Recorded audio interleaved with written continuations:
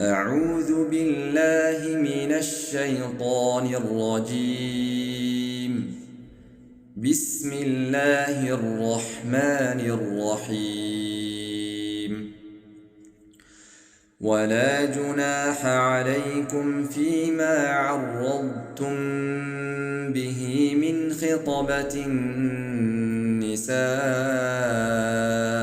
أو أكننتم في أنفسكم.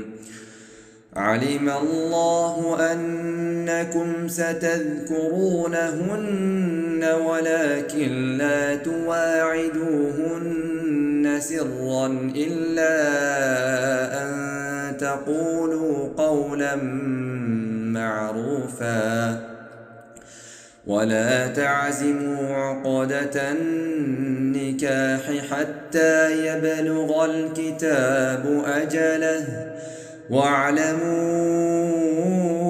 أن الله يعلم ما في أنفسكم فاحذروه واعلموا أن الله غفور حليم.